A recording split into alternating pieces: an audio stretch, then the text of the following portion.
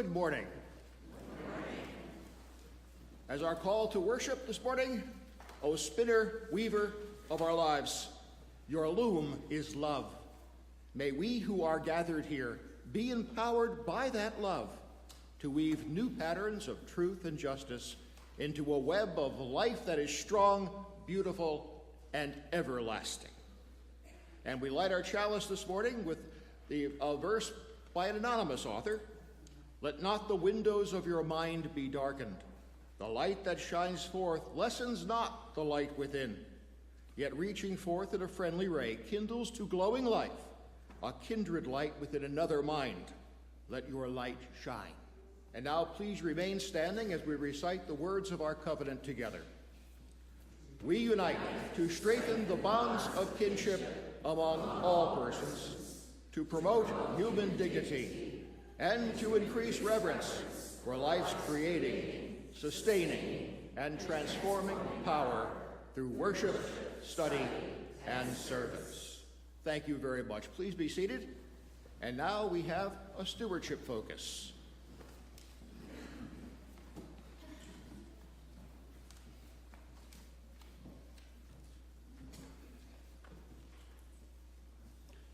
Good morning. I'm Tom McTavish, and together with Julie Ciccarelli, I'm a co-leader of the Kinship Ministry. We have a formal mission statement to ensure Countryside Church grows and has increasing impact on religious and social life in the northwest suburbs by developing an atmosphere that is inclusive, welcoming, connecting, compassionate, and respectful. But you know the work of this ministry through many activities that we support here. Front door greeters, monthly information sessions about CCUU. There is one today. Siri Lauren will be conducting that. And Path to Belonging, or membership classes. Those begin next week and the week after. There's 2 sessions. In-gathering potlucks, circle suppers, chocolate fest, spring seder, and transition group, which holds many activities that are all listed in your blue order of worship. These are all rewarding services that we offer, and I encourage you all to directly engage in groups and events that build our community. The payback for spending your time with people at these events is immediate, unique, and frankly wonderful. As a result, I spend a lot of time here because where else can one find such a robust, multi-dimensional crowd? I urge you to volunteer your time and energy to make this an even greater place. But given that, why do I also feel compelled to contribute financially? In my career, I've been in invention and innovation space, and I know that from my experience that in order for new solutions to complex problems to evolve, and as a result for good things to happen, people need an atmosphere that is safe and inspiring. After all, if we are in a safe place, we can reason about situations carefully, we can apply critical thinking, we can propose and explore alternatives. If the environment is inspiring, rather than accepting the flawed world as it is, we can lift our heads up and imagine the world as it could be. We can speak truth to power, and we can advocate for change. We can evolve. So it makes sense to me that we need not only a welcoming built environment with heat, lights, quiet, and aesthetic beauty, but also we need a human infrastructure that supports nurturing, sharing, and caring. We need staff members and material and spiritual resources for our committees so that when we are present and well-equipped, when we need each other, so that we are present and well-equipped when we need each other and when others need us.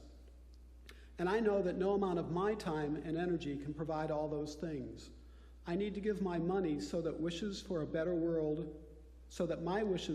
world can empower others who have talents that I don't have, who have visions more rich than mine, who have connections that span the world. So I ask you to consider your vision of the future. How might your financial gifts empower others to make that vision a reality? Thank you. This was harder than I thought. I'm going to start there. Good morning. My name is Linda Berry, and my family and I have been members of Countryside since 2007. I've been asked to talk about the stewardship drive as it relates to the study ministry and to our principles, and why I share my financial resources with Countryside. To get started, one might ask, what is religious education when the religion doesn't have a doctrine to teach? Is it a personal search for truth, finding your spiritual path, having an open heart and mind, doing good work in the world, and helping others? These are the questions we ask ourselves, and we may all have different answers. As UUs, we believe religious exploration is a lifelong process. Countryside's study ministry and religious education programs in particular aid in this exploration by helping us become more knowledgeable and comfortable with our UU identity, by helping us practice critical thinking, by helping us improve religious literacy, by creating a positive sense of community, and by helping us experience meaningful worship and ritual. We do this by offering a variety of lifespan programs for adult faith, discussion groups, classes, and workshops, such as the Sunday Morning Open Forum, Beloved Conversations, and the Resistance and Transformation series are just a few. For our children and youth, Sunday morning education, as well as family events such as spring camping and the infamous Cupcake Wars, do this for us. The religious education curriculum highlights the fundamental UU belief that we are all free to believe our own truths, and our UU principles are used to guide this discussion. We approach these and other big questions through storytelling, activities, and worship. Children and youth learn to be in community, building friendships and giving back through service, especially during our Faith in Action Sundays. Hopefully, having set a background for why ARIA is important, I suggest that ARIA aligns with all Countryside's principles. However, two in particular come to mind. First is a free and responsible search for truth and meaning. This is the essence of being a UU. Countryside is a spiritual home that provides a place to explore and grow our beliefs and values, a place to question and to think broadly. Both adults as well as youth learn that spirituality is a process and that faith is a journey, not a destination. Our lifespan programs are varied and offer us opportunities to engage in meaningful learning experiences. They strive to nurture, challenge, and inspire us on our journey of personal development and spiritual growth. While there are times I long for the higher authority to tell me what to believe, I now hold sacred my responsibility to search. The other principle that may not be as easily recognizable in terms of religious ed is the inherent worth and dignity of every person.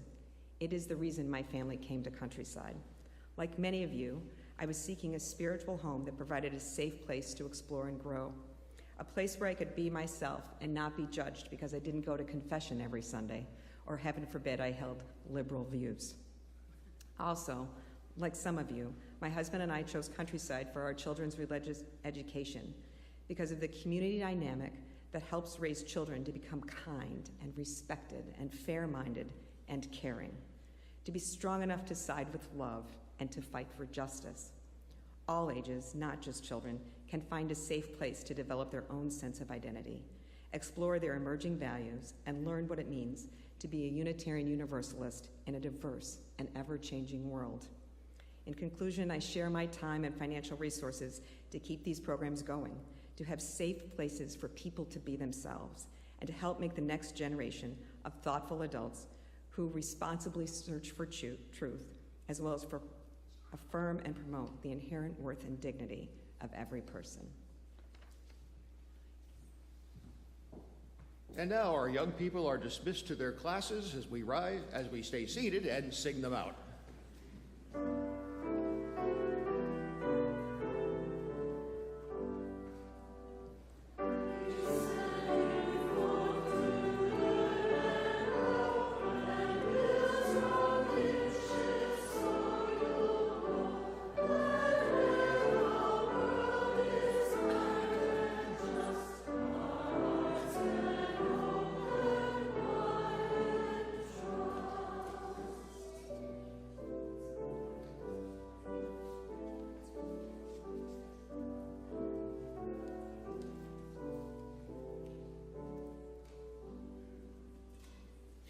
Today is Community Ministry Sunday, and the offering today will be shared with the Unitarian Universalist Society for Community Ministers, the Ministerial Association for clergy types like myself who work as affiliated community ministers rather than as parish ministers.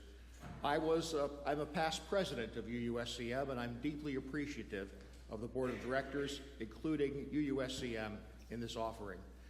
We are the only congregation in the association that makes an annual donation to UUSCM in this way.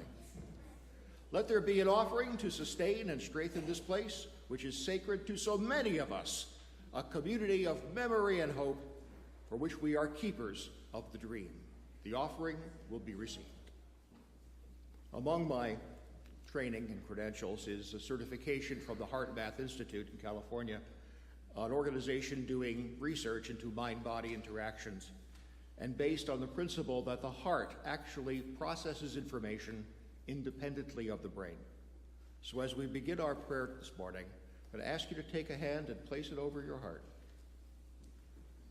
Allow your attention to focus on your heart, and imagine that your breath is flowing not through your lungs, but through your heart.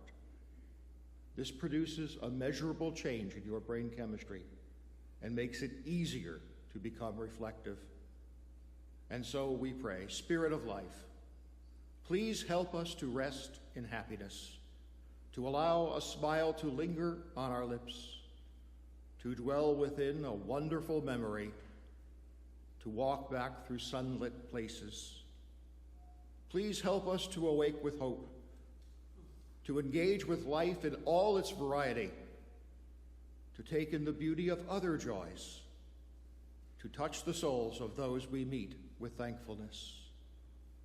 Please help us to sing with faith. May we become better versions of ourselves. On this month where Black history is remembered, may we do so, and may we learn. May we ever strive to rise above our own limitations. Help us to carry the truth close in our hearts always, to rejoice at new life, and to have peace as we age. Please help us to indulge in love, to breathe in the sweetness of intimacy, to taste the kindness of friendship, to feel the warmth of embrace. Please help us not to miss a single drop of heaven, to catch each moment and drink in the great joy of life. Amen. I will be talking this morning about the work of Carl Gustav Jung, a famous psychoanalyst. The reading is from his book, Modern Man in Search of a Soul, the chapter, Psychotherapist or the Clergy. Now, in this reading, he gives members of my profession, clergy, a very hard time. It is clear he was trying to found something like a psychological religion. I should also mention that this reading is sexist. It's of its time, and he uses male pronouns. I ask you simply to ignore that. He writes, I should like to call attention to the following facts. During the past 30 years, people from all the civilized countries of the earth have consulted me. I have treated many hundreds of patients, the larger number being Protestants, a smaller number Jews, and not more than 5 or 6 believing Catholics.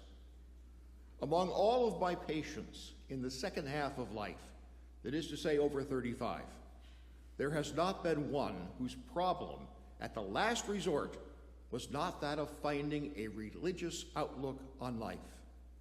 It is safe to say that every one of them fell ill because he had lost that which the living religions of every age have given to their followers, and none of them has been really healed who did not regain his religious outlook. This, of course, has nothing whatsoever to do with a particular creed or membership in a church. Here, then, the clergyman stands before a vast horizon, but it would seem as if no one had noticed it. It also looks as though the Protestant clergyman of today was insufficiently equipped to cope with the urgent psychic needs of our age.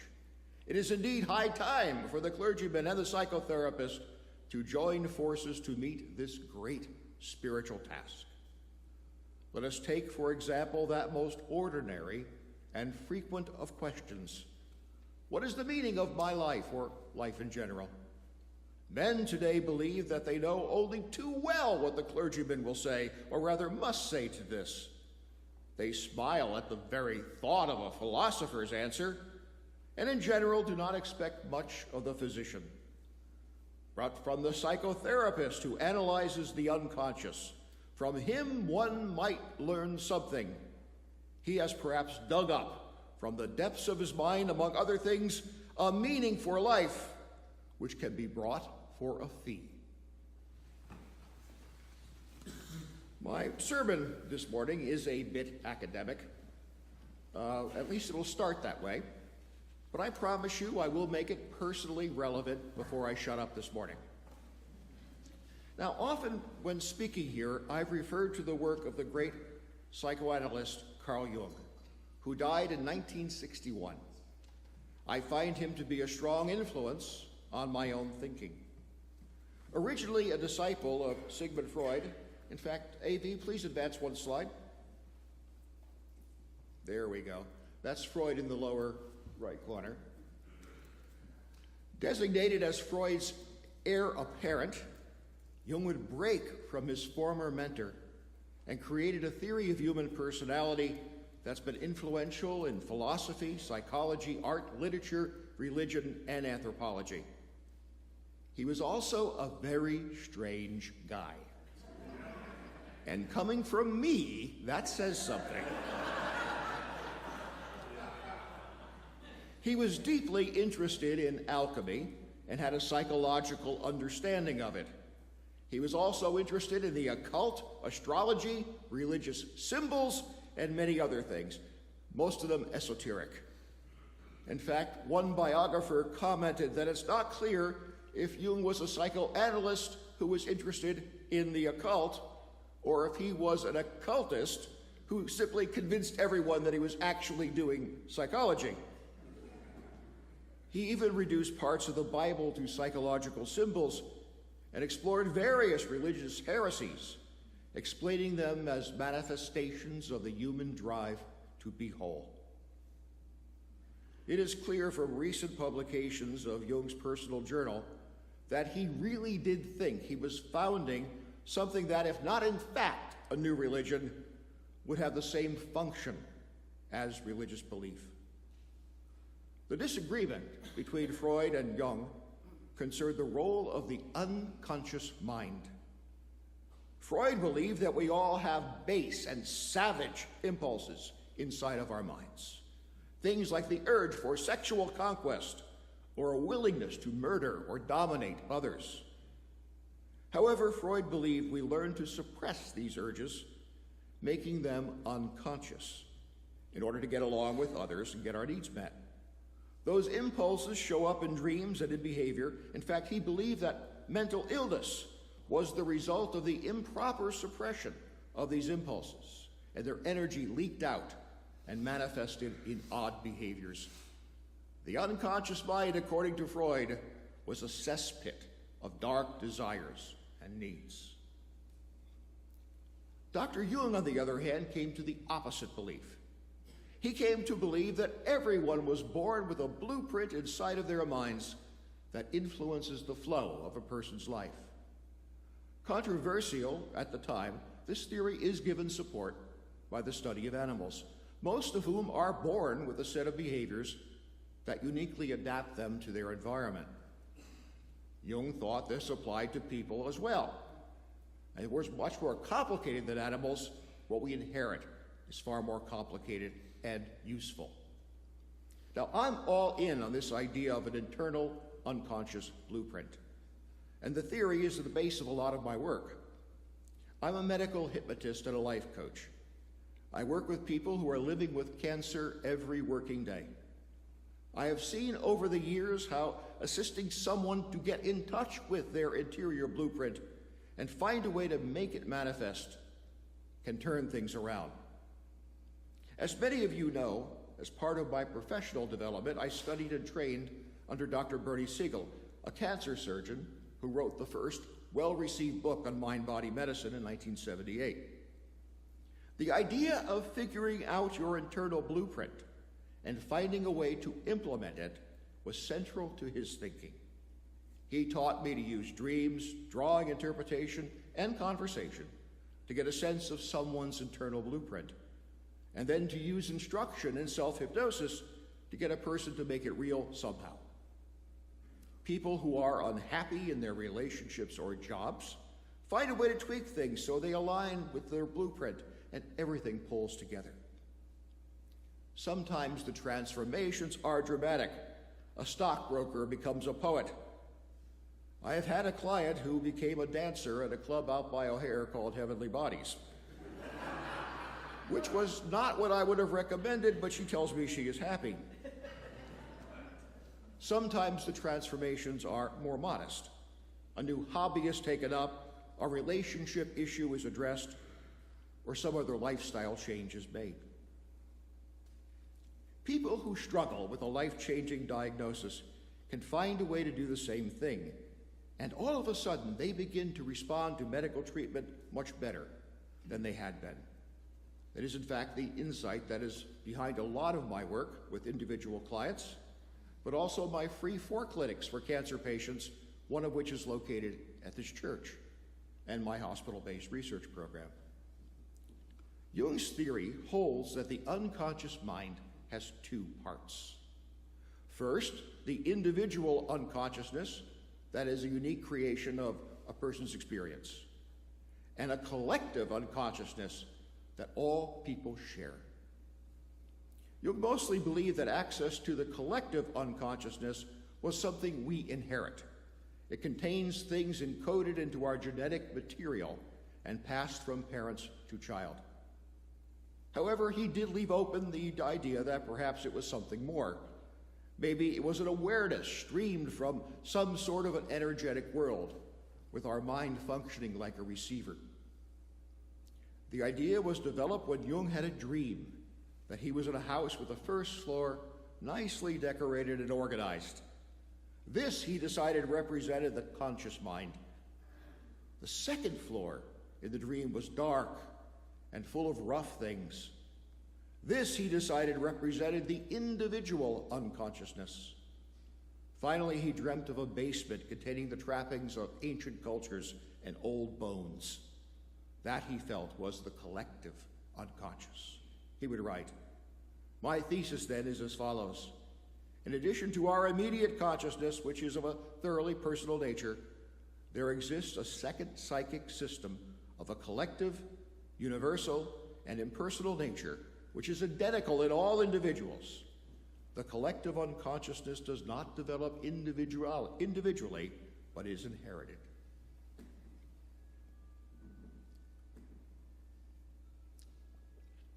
The thing to get is that in this theory, everyone is united at a basic level by a collective wisdom we all share in virtue of being human.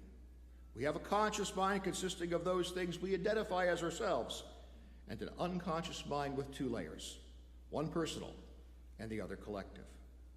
And the collective mind is wise and contains information our species has amassed over ages of time. While not perfect, the information that comes to us from our collective unconsciousness is often helpful. Understand that the conscious mind, the unconscious mind, isn't passive. Both our conscious and our unconscious minds are thinking all the time. It's as if there's another being sharing our lives. As fantastical as that sounds, there is scientific evidence that it is so, and historical testimony going back to ancient times. In the Greek Iliad and Odyssey, the characters could actually hear a second voice in their minds, which they attributed to a supernatural source, but it wasn't, believe Jung. It was, in fact, the voice of their unconscious mind. And at that point in human evolution, they could actually hear it. As time went on, our brain evolved, and we lost that ability. Dr. Ernest Hilgard, who died in 2001, was one of the most famous researchers in modern psychology. His 1953 textbook, Introduction to Psychology, was for a long time the most widely used textbook in psychology, according to the American Psychological Association. It's currently in its 15th edition. Dr. Hildegard was a hypnotist. In 1970, he published a fascinating piece of research describing this dual consciousness. There were many subjects for this experiment. In fact, there's a whole book about them. But a fascinating one was a blind student. In the lab, Hildegard hypnotized this student and suggested that he was also deaf. Sure enough, the student ceased responding to verbal questions and showed no physical reaction to even extremely loud noises. He was, to all intents and purposes, both deaf and blind. Then Hildegard said to the student, "Perhaps there is some part of your mind that does still hear me. If so, raise your index finger." The student's index finger rose. There was a part of his mind different from his consciousness that was still listening. And the student then emerged from hypnosis spontaneously. He would later say he had no memory of hearing the suggestion about the index finger, but when he felt his finger go up for no reason, he brought himself out of hypnosis to find out why. Several subjects reported that this hidden observer in their mind was like a higher self. It is cognizant of everything that is happening, is aware of more than what the conscious mind is aware of, but doesn't contact the conscious mind directly. It is believed that this hidden observer is part of the mind that prevents a person from doing anything in hypnosis they would not do when out of hypnosis, because it is watching the hypnotist and forming opinions about it. Authors point out the notion that we have a mind that has two parts is not a new idea. In traditional Chinese medicine, these two parts of the personality are called the Hun and Po. In Egypt, they were the Ka and the Ba. The ancient Greeks distinguished between the conscious mind, which they called the Eidolon, and the hidden part they called the daemon. These two parts of the mind share perceptions of the world and events, but independently think about them and draw their own conclusions.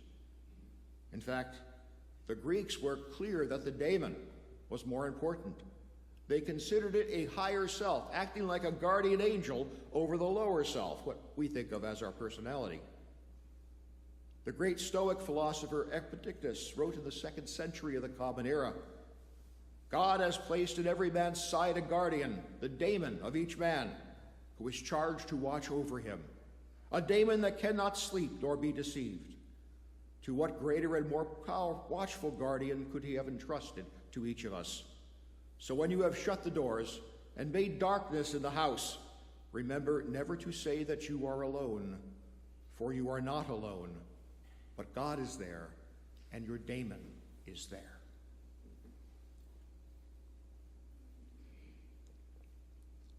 At this point in my life, I have had enough experiences, including repeating Hildegard's experiment in my own office, that I have no doubt that what the Greeks call the inner daemon does exist.